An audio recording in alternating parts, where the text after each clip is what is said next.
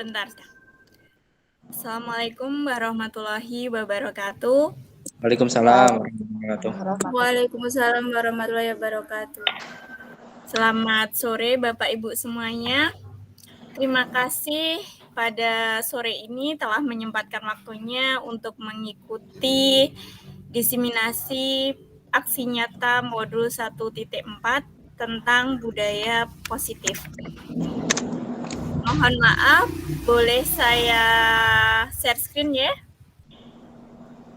Iya, silakan.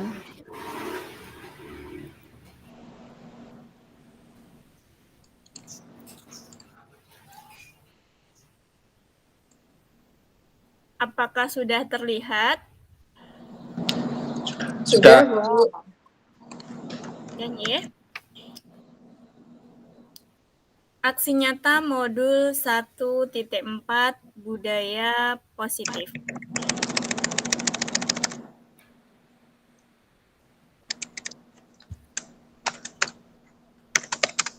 Ini profil saya. Nama Irna Hendrawati SPD, unit kerja SD Negeri 3 Paseban. Nomor HP-nya nih sudah tertera, dan ini ada akun sosial media saya, ada Facebook dan juga ada Instagram. Nah, sebelumnya saya ingin menjelaskan mengenai koneksi antar materi dari modul 1.1, 1.2, 1.3, dan 1.4. Yang pertama yaitu mengenai filosofi Ki Hajar Dewantara. Nah, di dalam filosofinya, Ki Hajar Dewantara ini menjelaskan bahwa pendidikan adalah menuntun segala kodrat yang dimiliki anak-anak agar mereka dapat mencapai keselamatan dan kebahagiaan yang setinggi-tingginya sebagai manusia dan maupun sebagai anggota masyarakat. Berdasarkan filosofi tersebut, guru dituntut agar bisa menuntun anak sesuai kodrat alam dan kodrat zaman. Guru bisa menuntun anak dalam menemukan potensi, bakat, dan minat yang telah ada pada diri anak tanpa adanya paksaan, tekanan, maupun hukuman. Guru harus bisa menggunakan pembelajaran yang menyenangkan dengan memberikan kesempatan belajar yang seluas-luasnya kepada anak untuk belajar dengan aman, nyaman, menyenangkan, sesuai dengan konsep Merdeka Belajar. Dalam mewujudkan konsep Merdeka Belajar yang sesuai dengan profil pelajar Pancasila, seorang guru harus memiliki nilai-nilai guru penggerak, yaitu mandiri, reflektif, kolaboratif, inovatif, dan berpihak pada murid. Dengan memiliki nilai-nilai tersebut, diharapkan guru dapat melaksanakan tugasnya dengan penuh tanggung jawab.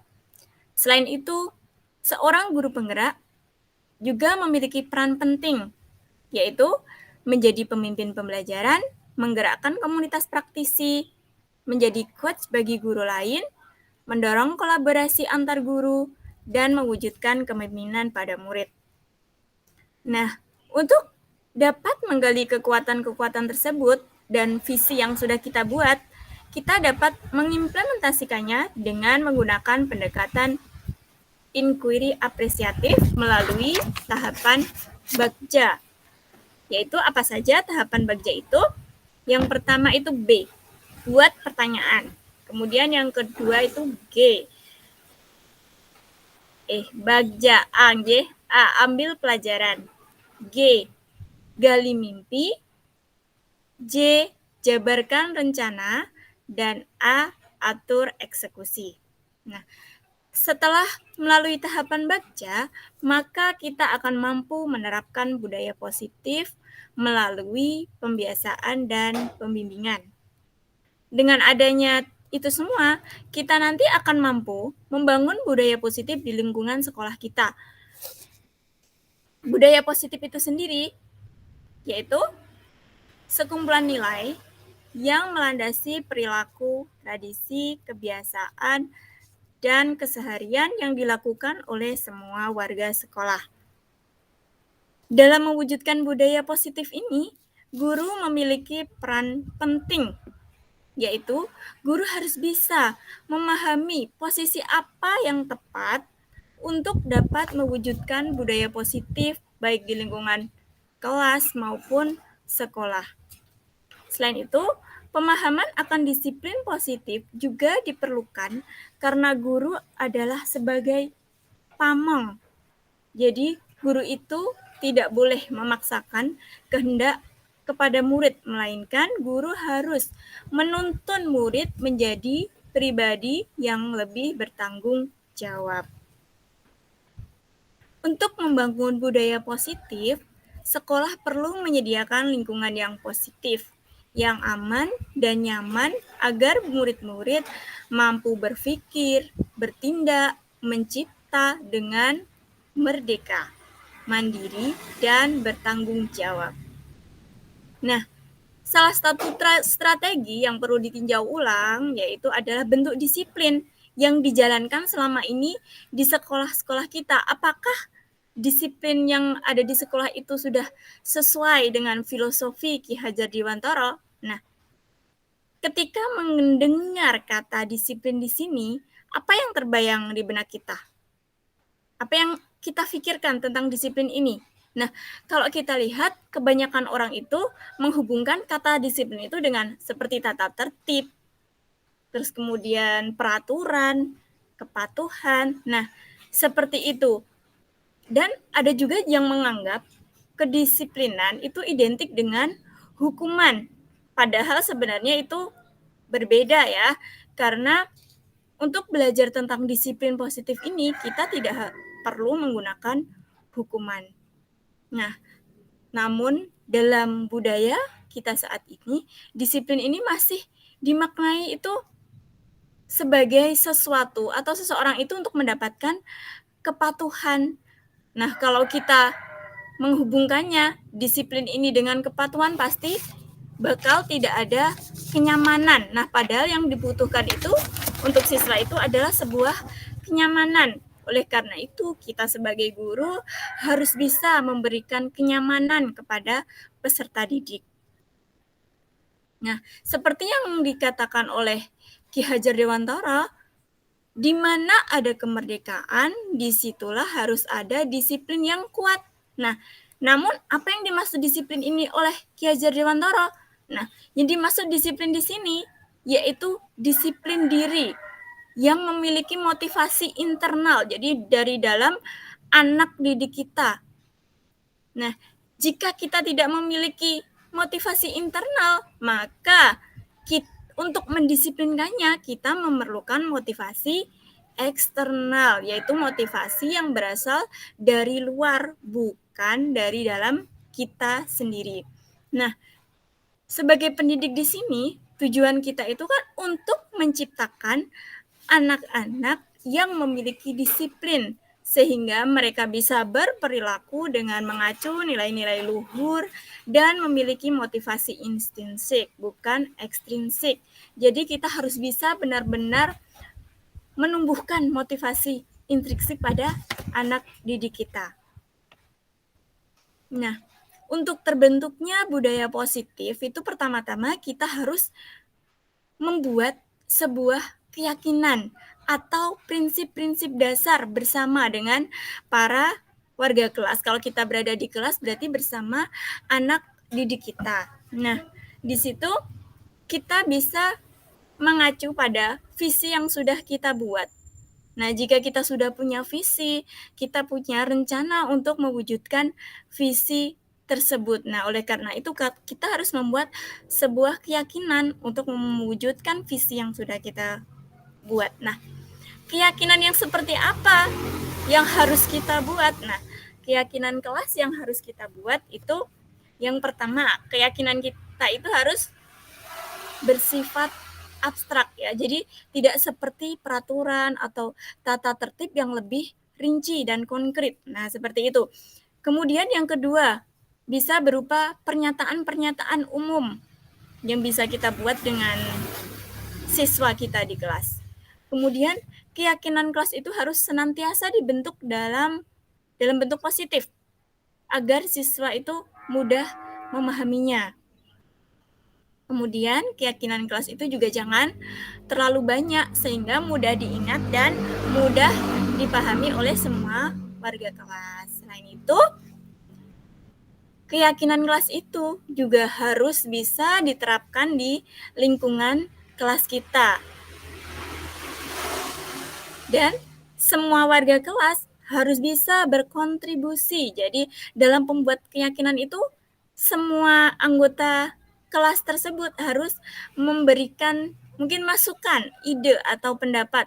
Jadi mereka secara langsung berkontribusi dalam pembuatan keyakinan kelas. Nah, yang terakhir yaitu kita harus selalu meninjau keyakinan kelas kita yang sudah kita buat dari waktu-waktu. Mungkin di situ akan ada perubahan seperti apa agar bisa menjadi lebih baik. Seperti itu.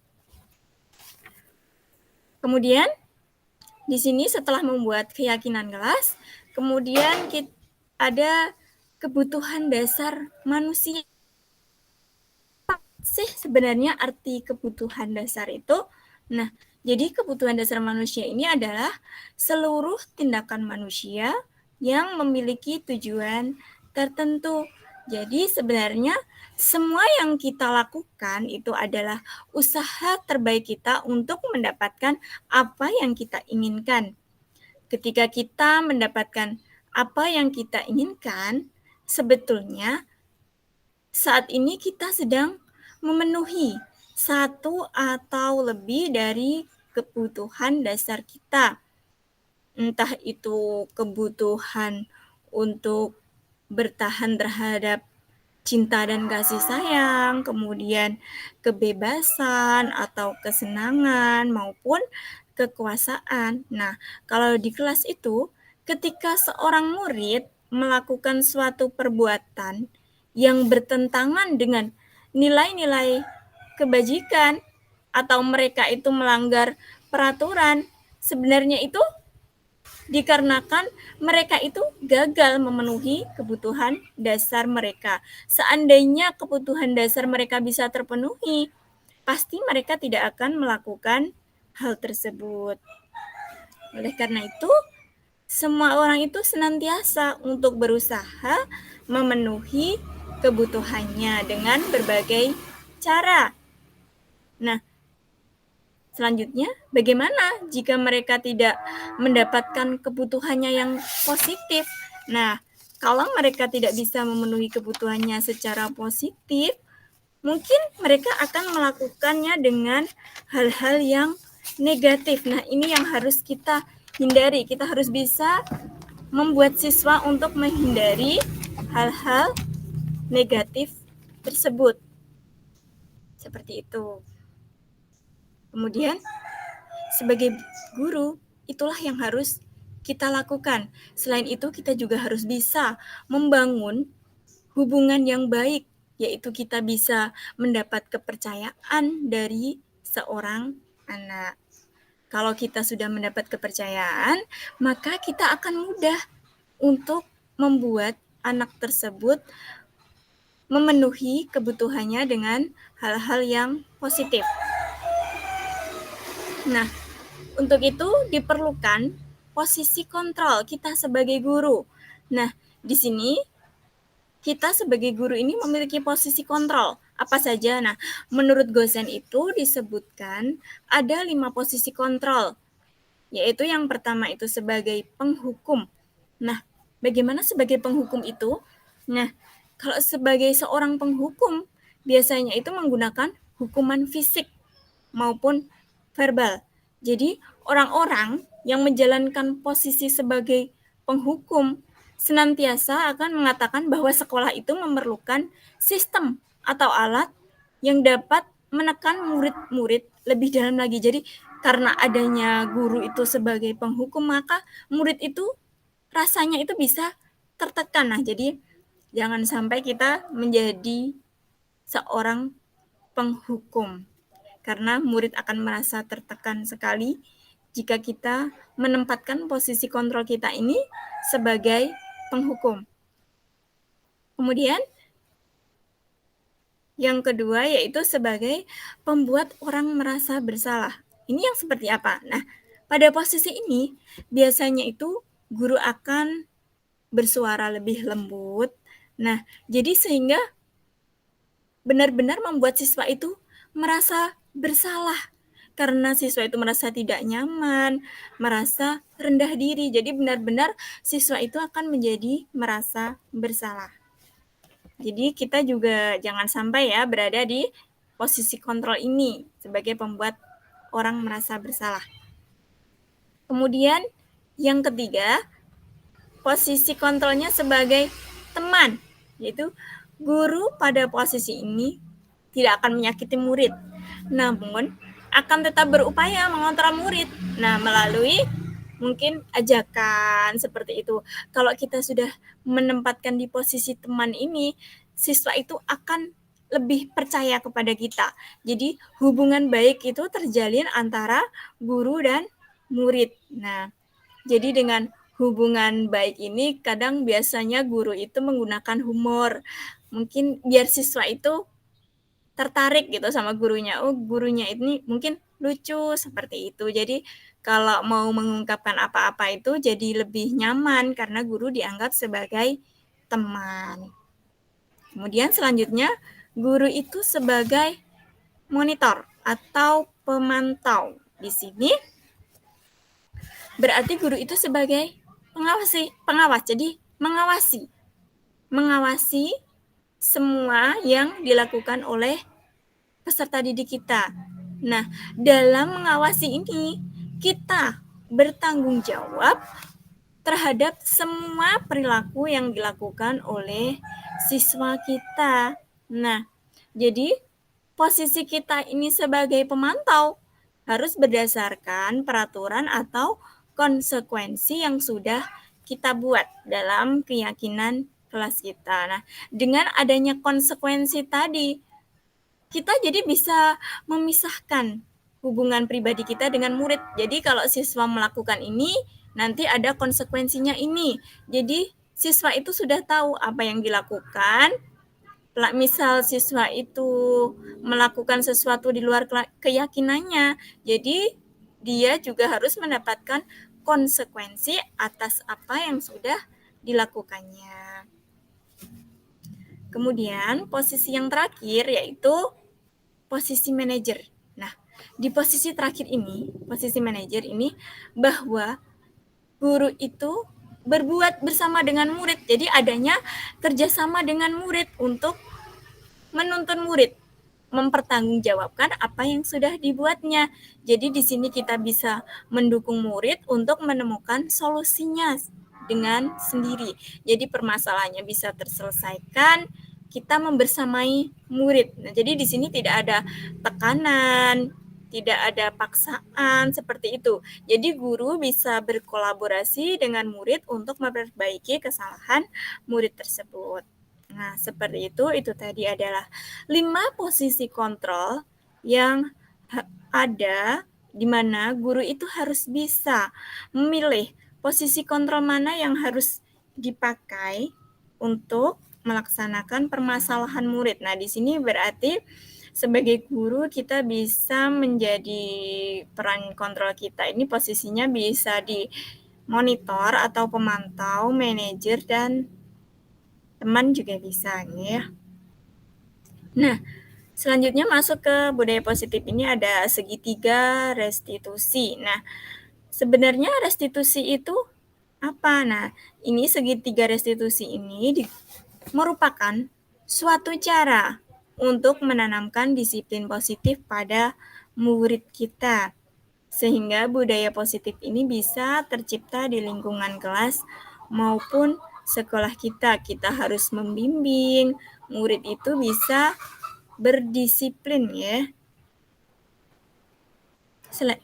Nah, di sini kalau kita lihat kebiasaan kita selama ini itu ketika ada orang yang berlaku salah, mungkin kita akan langsung memaafkannya. Atau terkadang kalau kita itu ada teman kita yang berbuat salah, mereka jadi tidak nyaman, kemudian langsung meminta maaf. Nah, sebenarnya ini kita keliru. Seharusnya kita ini tidak hanya fokus pada kesalahan, mereka, melainkan kita itu harus fokusnya untuk bagaimana cara memperbaikinya. Nah, dengan adanya segitiga restitusi ini, sehingga kita itu bisa memperbaiki kesalahan mereka. Seperti kalau kita terjadi di kelas kita, siswa berbuat salah, dan kita langsung memaafkan. Nah, itu jadi harus kita hindari ya, kita harus benar-benar bisa memperbaiki kesalahan mereka. Kita bisa menggunakan segitiga restitusi ini. Nah, menurut Gosen sendiri, restitusi itu adalah proses menciptakan kondisi bagi murid untuk memperbaiki kesalahan mereka. Nah, sehingga mereka bisa kembali kepada kelompok mereka dengan karakter yang lebih kuat. Nah, di sini itu adalah pendapatnya Gosen. Jadi, menurut Gosen seperti itu. Nah, jadi restitusi ini membantu murid menjadi lebih memiliki tujuan. Kemudian murid kemudian memulihkan dirinya tadi ya setelah berbuat salah. Jadi bisa kembali, dia tidak takut untuk kembali ke kelompoknya, tidak merasa terasingkan atau dikucilkan seperti itu. Jadi di sini bagaimana kita itu menyenangkan murid kita. Jadi kita menyenangkan dari ketidaknyamanannya karena telah berbuat salah. Nah, karena berbuat salah itu sebenarnya wajar ya. Semua orang pasti juga pernah berbuat salah. Tapi bagaimana cara kita untuk memperbaiki kesalahan tersebut? Nah, melalui segitiga restitusi ini, guru bisa menuntun siswa untuk memperbaiki kesalahan yang sudah dilakukan. Nah, seperti itu. Nah, ciri-ciri restitusinya itu bagaimana? Bedanya restitusi dengan program disiplin lainnya itu apa? Nah, di sini perbedaannya itu kalau restitusi itu lebih ke menebus kesalahan. Bukan menebus kesalahan ya, tapi untuk belajar dari kesalahan. Bukan menebus kesalahan, tapi untuk belajar dari kesalahan. Nah, dengan belajar dari kesalahan tersebut, jadi siswa bisa memperbaiki kesalahannya sehingga dia tidak akan mengulanginya lagi. Nah, selain itu, restitusi ini bisa memperbaiki hubungan. Nah, dengan adanya restitusi dari mungkin semula siswa itu bermasalah dengan temannya, kita jadi bisa memperbaiki hubungan mereka kembali. Jadi hubungannya bisa baik kembali. Jadi tidak ada rasa benci seperti itu. Kemudian restitusi ini adalah sebuah tawaran, jadi bukan paksaan ya. Jadi tawaran untuk memperbaiki. Nah, selain itu, restitusi ini juga menuntun untuk melihat diri anak itu lebih dalam lagi. Kita bisa lebih memahami si anak, sehingga kita bisa membantu untuk memperbaiki permasalahannya. Nah, restitusi ini juga mencari kebutuhan dasarnya. Dari restitusi ini kita bisa mengetahui kebutuhan dasar apa yang dipenuhi siswa ini. Kita bisa menggalinya. Nah, oh ternyata si anak itu butuh kasih sayang. Si anak itu butuh kesenangan, seperti itu. Jadi kita bisa lebih memahaminya.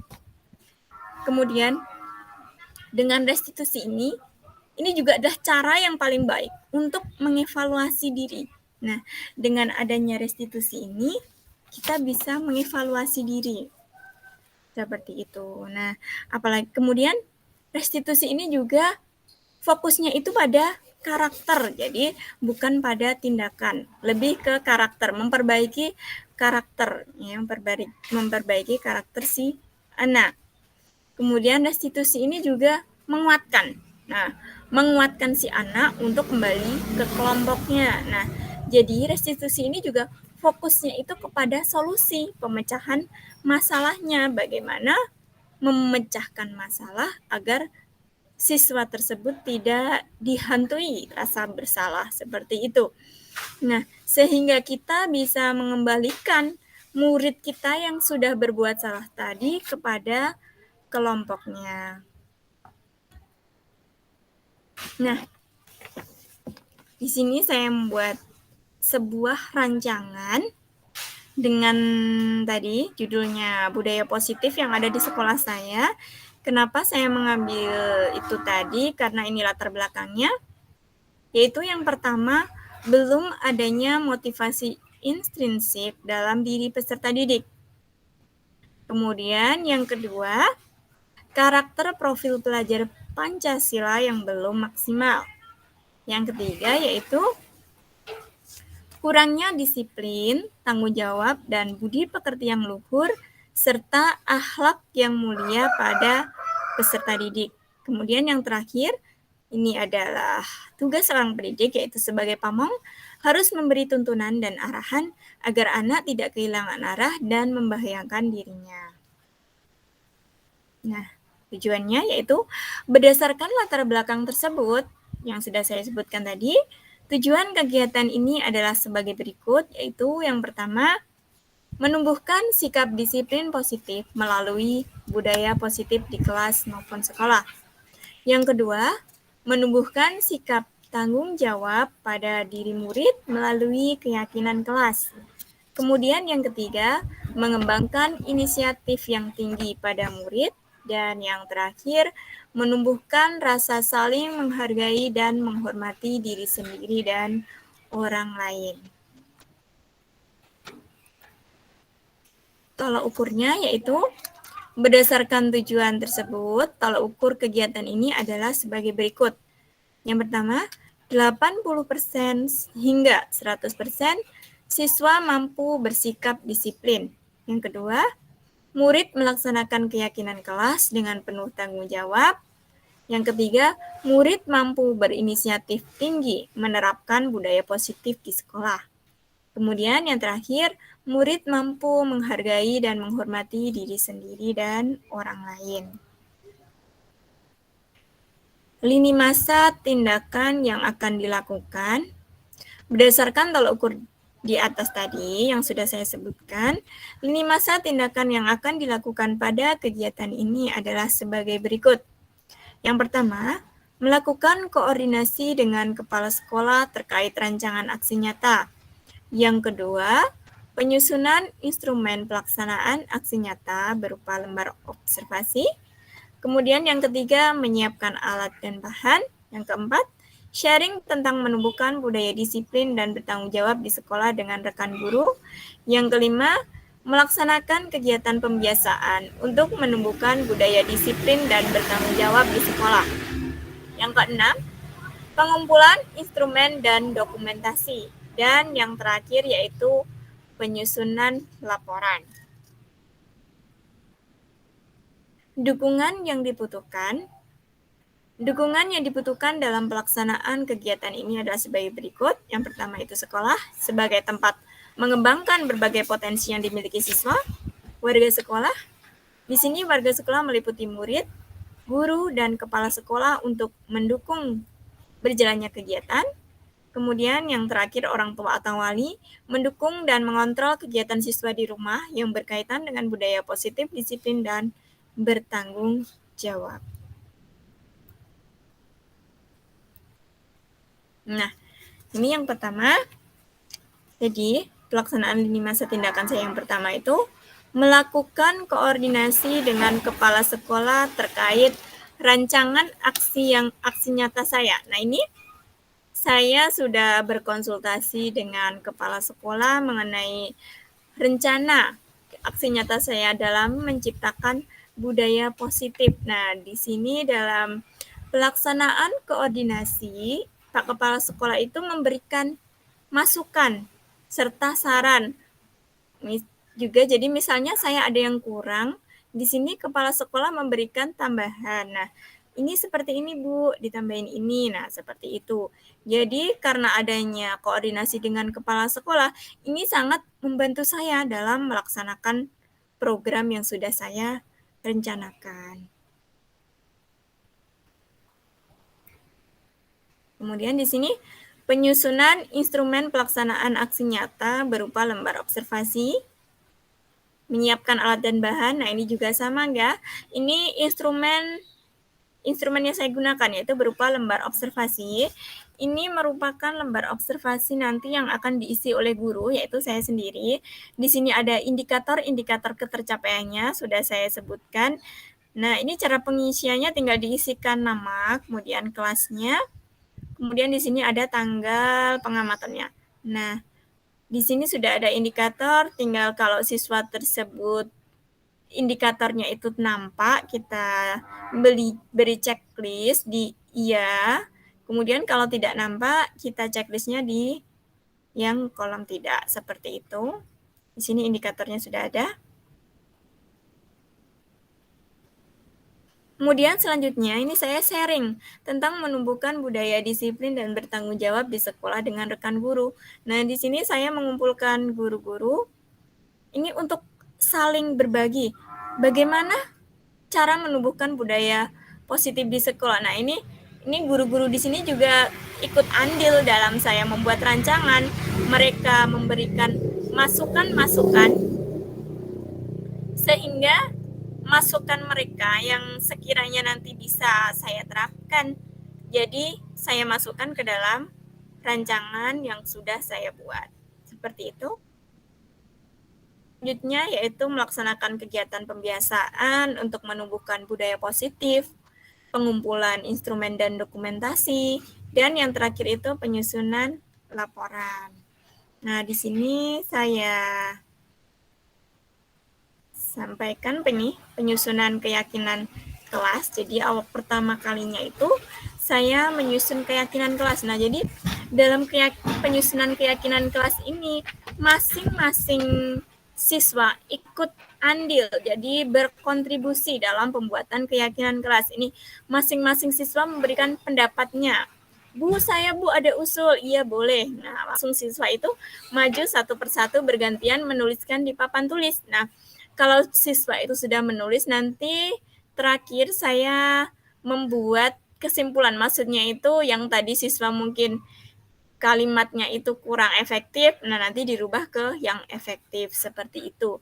Jadi biar siswa bisa mudah memahami dalam pembuatan keyakinan kelas ini. Nah, ini dalam pembuatan keyakinan kelas ini siswa sangat aktif. Bu, saya. Jadi pada semuanya punya pendapat. Jadi bisa menuliskan di papan tulis secara bergantian. Nah, ini tadi garis besarnya keyakinan kelas di SD Negeri 3 Paseban, khususnya ini di kelas 5, yaitu yang pertama adalah religious culture. Nah, di sini ada budaya religi ya, budaya religius. Kemudian yang kedua itu mencintai lingkungan. Dan yang ketiga, nah ini mohon maaf ini kayak tadi sepertinya saya salah menuliskan. Nah, ini menghargai ya dan menghormati orang lain. Nah, di sini harusnya seperti itu. Ini mohon maaf kesalahan penulisan. Kemudian yaitu disiplin waktu, dan yang terakhir itu adalah tanggung jawab. Ini garis besarnya keyakinan kelas 5 itu di SD Negeri 3 Paseban seperti ini. Nah, untuk detailnya nanti yang masuk ke indikator akan saya tampilkan seperti ini. Nah, di sini. Nah, jadi tadi garis besarnya itu ada religious culture, di sini ada melaksanakan 5S, senyum, salam, sapa, sopan, dan santun. Jadi dibiasakan setiap hari itu siswa bisa melaksanakan 5S ini. Nah, kemudian itu ada juga melaksanakan baca Quran atau juz amma. Nah, ini saya fokuskan ini baca Qurannya atau di juz 30. Ya, jadi juz amma. Jadi ada siswa yang membaca Quran, juga ada yang boleh membawa juz amma, diperbolehkan. Selanjutnya ini, hafalan surat pendek. Ini selain saya mengajarkan hafalan surat pendeknya itu di dalam kelas, saya juga menyampaikannya ini, melaksanakannya di luar kelas atau di halaman. Jadi siswa ini membuat lingkaran di halaman sekolah dengan mematuhi prokes, memakai masker, dan ini juga jaga jarak.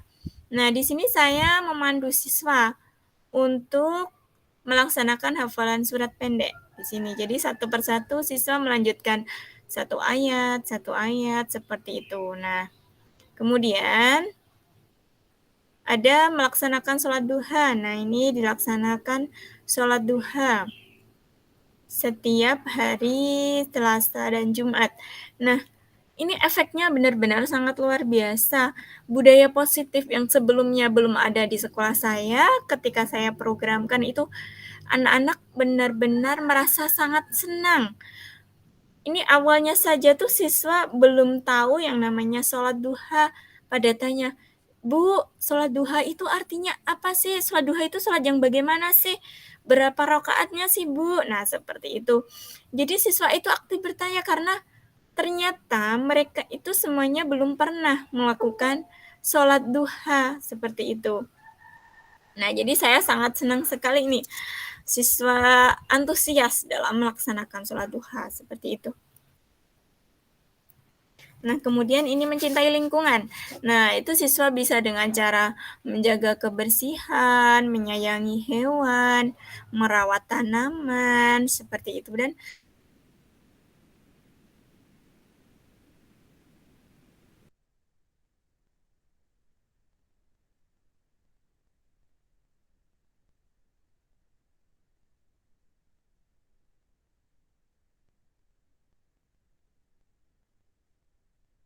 bisa dengan cara menerapkan prokes, memakai masker, dan ini ketika memasuki sekolah, siswa itu dicek suhu terlebih dahulu. Nah, kemudian di sini tidak berkelahi. Nah, jadi gimana siswa itu tidak berkelahi, baik itu di kelas maupun di luar kelas. Jadi mereka nanti bisa saling memaafkan kalau temannya berbuat salah, saling minta maaf, seperti itu. Kemudian ini disiplin waktu. Ini indikatornya ini bisa menyelesaikan tugas tepat waktu. Nah, jadi ketika siswa diberikan PR itu juga mengumpulkan, kemudian ketika di sekolah itu misalkan saya memberikan tugas ini dikerjakan selama 15 menit. Nah, selama 15 menit tersebut siswa juga bisa menyelesaikannya, bisa menyelesaikan tugas yang diberikan. Mohon maaf ini sebentar. Saya lihat sepertinya ada yang mau masuk, belum di ACC.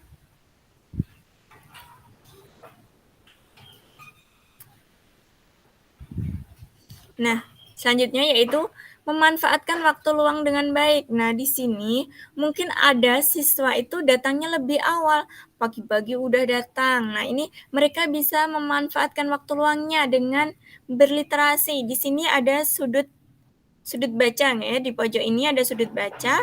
Nah, siswa bisa mengambil buku dari sudut baca dan membacanya. Nah, jadi sebelum gurunya sampai atau mereka datangnya pagi, untuk mengisi waktu luang tersebut mereka bisa sambil baca-baca. Bisa juga dilaksanakan dalam waktu istirahat, seperti itu. Kemudian di sini ada datang sekolah tepat waktu. Nah, di sini siswa mengisi jam datangnya. Nah, ini siswa kalau bisa dilihat dari jam kedatangan ini, itu bisa dilihat apakah siswa itu terlambat atau tidak. Seperti itu.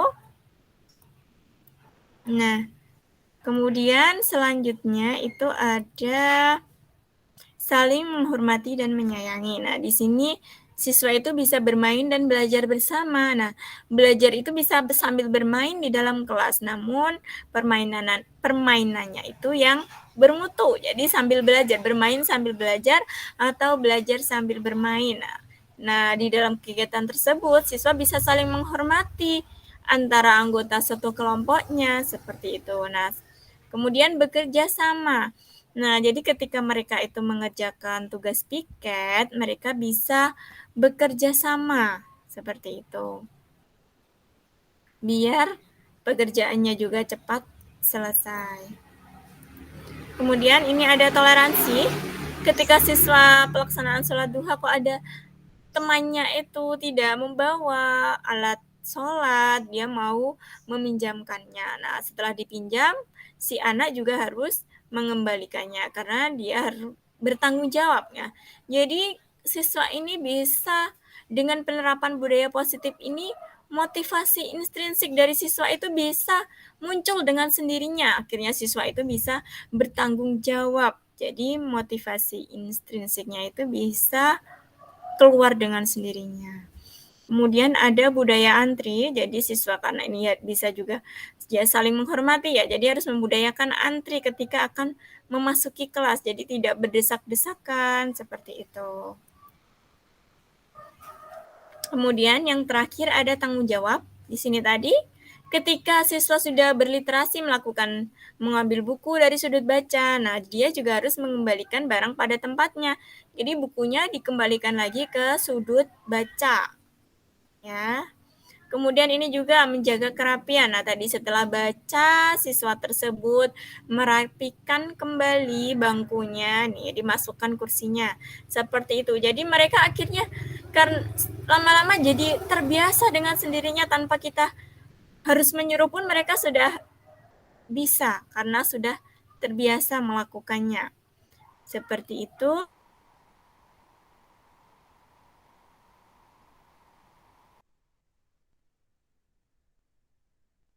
Apa yang sudah menjadi tanggung jawabnya. Nah, jadi karena motivasi intrinsik siswa itu sudah muncul pada diri mereka, akhirnya mereka itu bisa tahu sendiri, oh ini adalah tanggung jawab saya. Saya pun tadi misal, saya habis makan jajan, nah bungkusnya itu harus saya buang ke tempat sampah. Itu merupakan sudah tanggung jawab. Disiplin juga tanggung jawab, iya, menjaga kebersihan sudah masuk. Jadi lingkupnya itu sangat luas ya. Jadi siswa itu lebih bertanggung jawab. Di sini juga setelah mengerjakan piket, dia menyapu, kemudian sapunya dikembalikan lagi ke tempatnya. Itu juga siswa sudah bertanggung jawab. Akhirnya muncul sendiri tanggung jawab di diri mereka masing-masing. Nah, ini akhirnya mempermudah kita sebagai guru. Siswa itu sudah bertanggung jawab, sudah bisa melakukan apa yang harus dia kerjakan tanpa harus kita suruh. Seperti itu. Nah, terima kasih. Demikian tadi apa yang bisa saya sampaikan. Apabila ada kurang lebihnya, saya mohon maaf yang sebesar-besarnya. Mungkin dari teman-teman ada yang mau ditanyakan?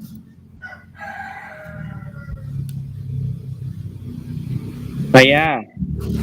Oh iya, ada Bapak Mufti, ada Ibu Purnawati.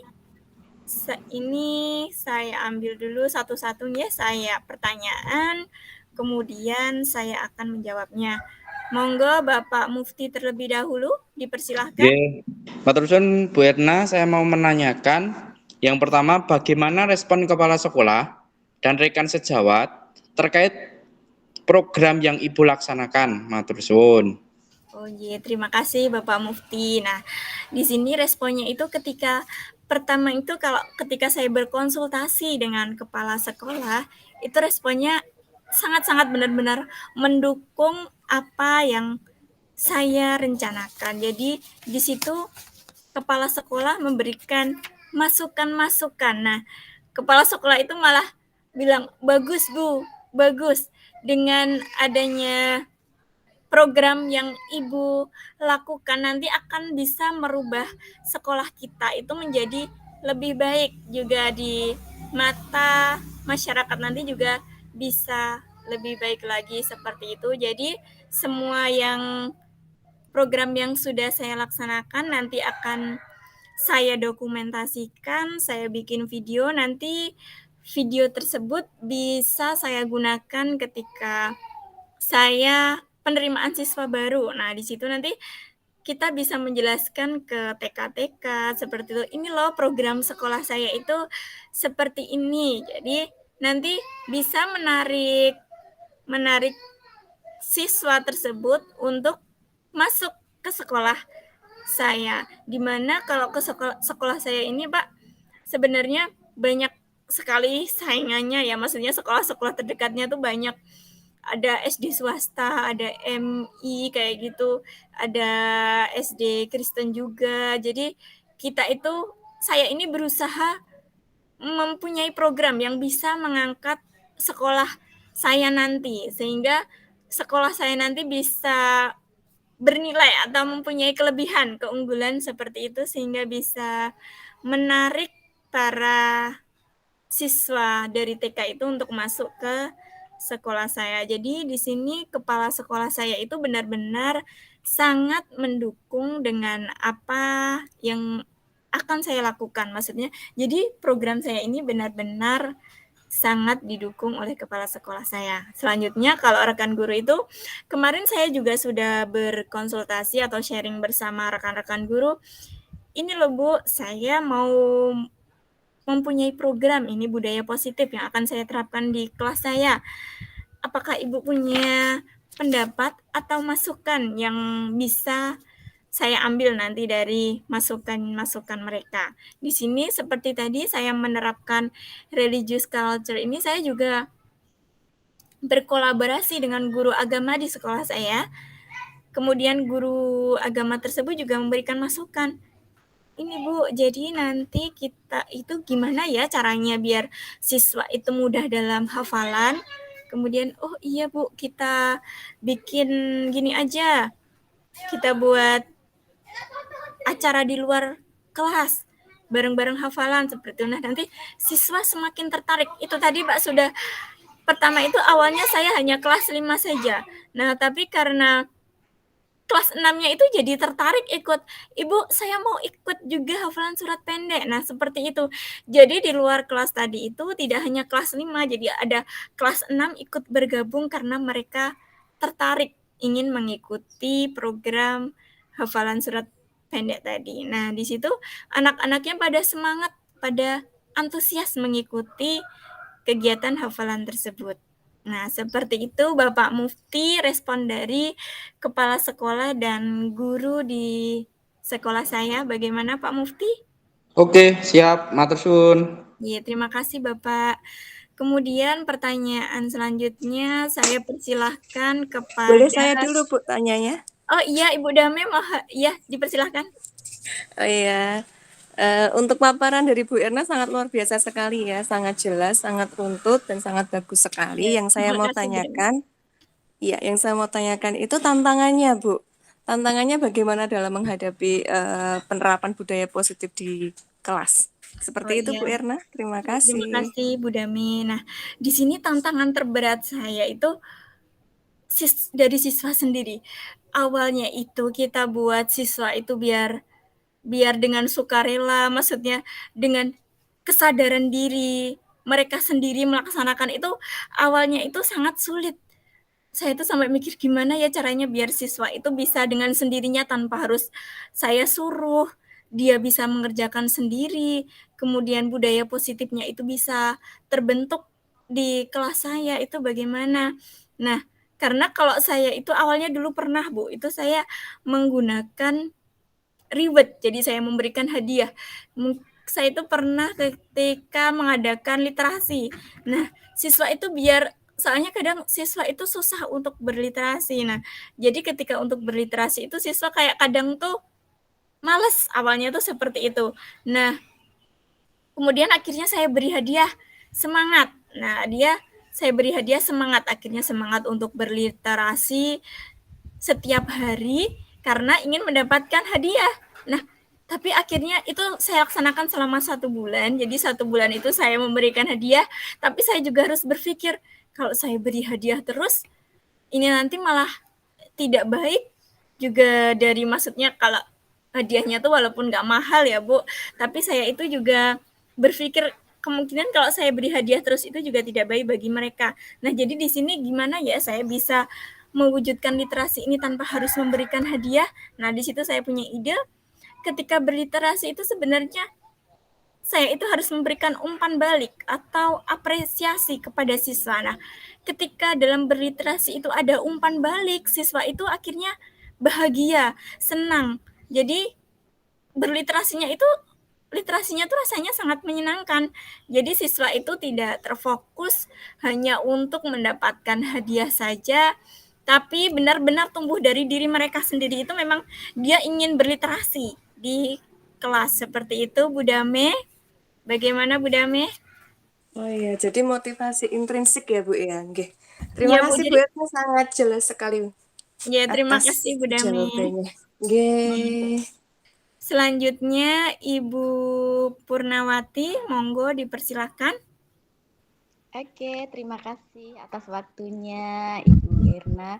Sungguh paparan yang luar biasa sekali ya Bu ya. Just pokoknya saya jadi Terima kasih semakin Ibu. paham dari awal sampai akhir. Terima kasih dukungannya Bu Purna. Ya, sama-sama. Di sini saya mau bertanya, program menarik apa yang Ibu alami selama menjalankan program tersebut?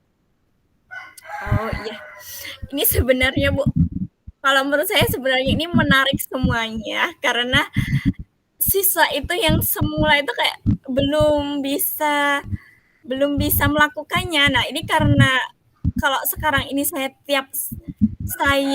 lakukan pembiasaan terus-menerus, akhirnya ini bisa hampir 100% ini siswa bisa. Jadi mungkin 80% ke atas ini siswa jadi bisa. Nah, yang menarik itu ini ada satu contoh itu Bu, ketika anak mau sholat duha itu kan sepatunya itu ditata rapi ya di depan belum punya musola sih Bu, sekolah saya itu hanya ruangan khusus, ruangan kosong seperti aula gitu untuk siswa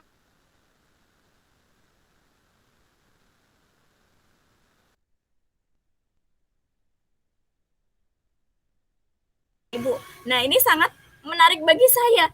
Benar-benar sebelumnya itu menatanya berantakan, di situ dia bisa menata rapi. Nah, dari menata sepatu ini, Bu, dia merapikan ini bisa berdampak ke hal yang lain, Bu. Nah, ini sangat menarik sekali karena dari tadi menata sepatu akhirnya dia menata ke sepeda. Nah, jadi ketika di parkiran itu siswa itu bisa sendiri menata sepedanya dengan rapi. Nah, jadi akhirnya dampaknya itu benar-benar luar biasa. Tidak hanya merapikan sepatu tapi bisa beralih ke merapikan sepeda di parkiran, kemudian merapikan apa saja. Jadi siswa jadi benar-benar bisa dari kesadaran diri mereka sendiri tanpa harus saya menyuruh. Itu siswa sudah alhamdulillah sudah bisa dengan kesadaran dirinya. Seperti itu. Bu Purna bagaimana? Iya, terima kasih sudah sangat jelas Ibu jawabannya. Ya, terima kasih Ibu. Kemudian saya buka lagi pertanyaan dari Ibu Miftah. Iya, Ibu. Saya di sini ingin bertanya, adakah program berkelanjutan yang akan Ibu laksanakan di sekolah untuk menindaklanjuti program tersebut? Oh, iya. Jadi ada ya, Bu. Jadi program kelanjutannya ini nanti kan tadi saya hanya menerapkannya di kelas saya. Nah, hanya di kelas 5 tapi saya ingin kelanjutannya itu saya ingin menerapkan di semua kelas.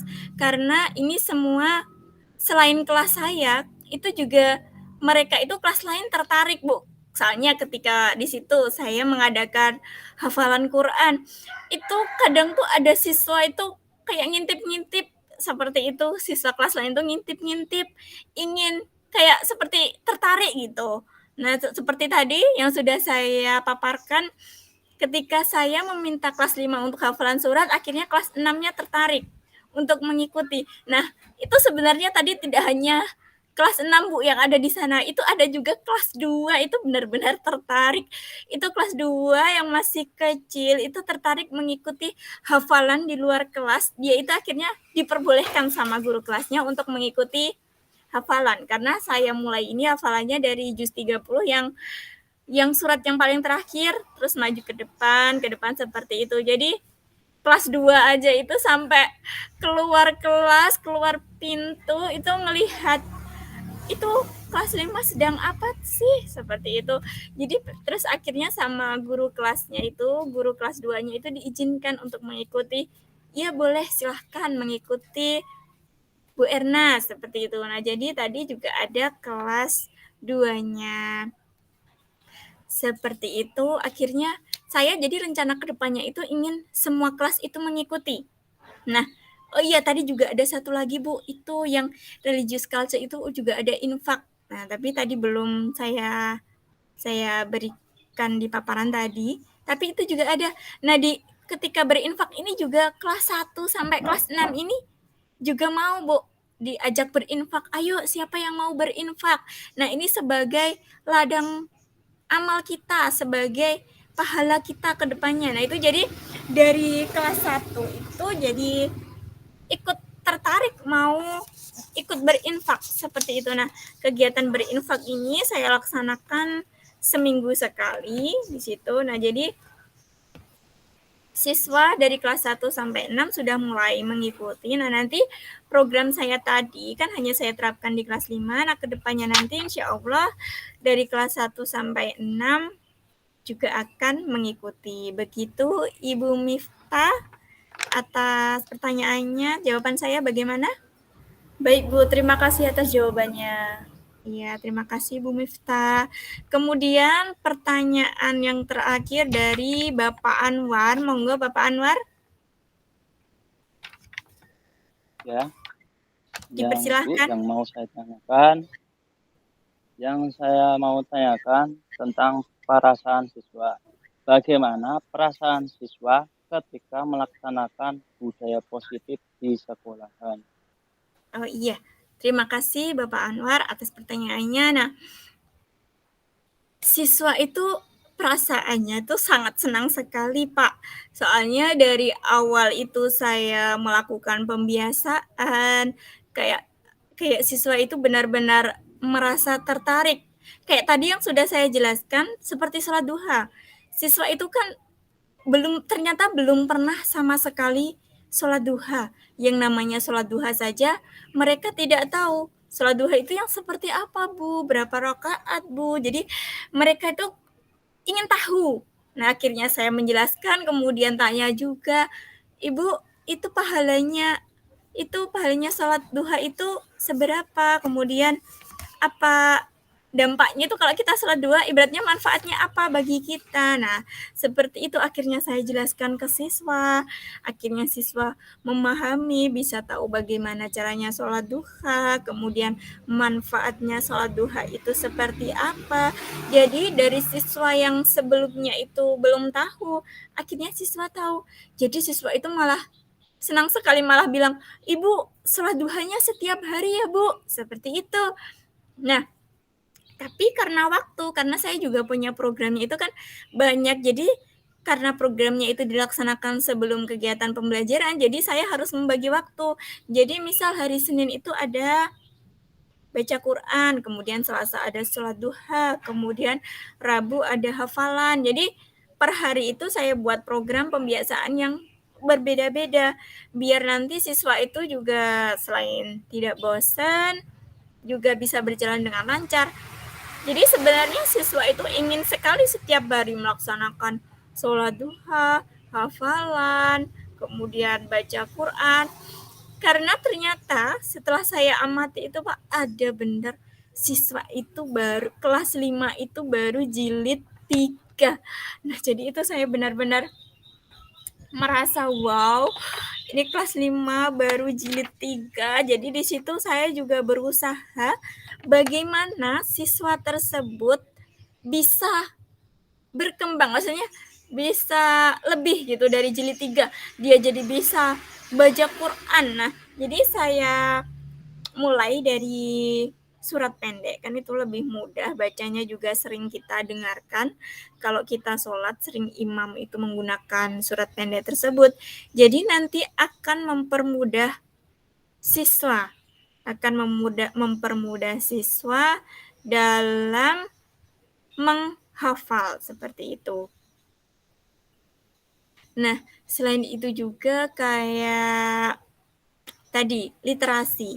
Ternyata anak itu suka suka sekali Pak untuk berliterasi, baik itu saat istirahat atau pagi sebelum pembelajaran dimulai, sampai mereka itu mau bawa buku sendiri dari rumah Pak. Mungkin karena di sekolah bukunya terbatas, jadi ada juga siswa yang semangat bawa buku dari rumah untuk ditaruh di sudut baca sehingga mereka bisa membacanya di sekolah ketika istirahat atau di awal sebelum pembelajaran dimulai. Jadi siswa itu sangat senang.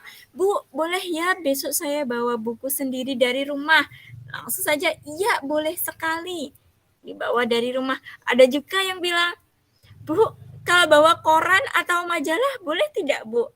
Iya boleh, jadi saya itu membebaskan siswa mau baca apa saja, mau itu dongeng, mau itu puisi, mau itu karya sastra yang lain itu benar-benar saya perbolehkan. Karena ada juga kelas 5 itu belum lancar dalam membacanya. Nah, diharapkan dengan mereka itu berliterasi juga minat bacanya semakin meningkat dan bacanya itu semakin lancar karena ada juga itu kelas 5 yang bacanya belum lancar.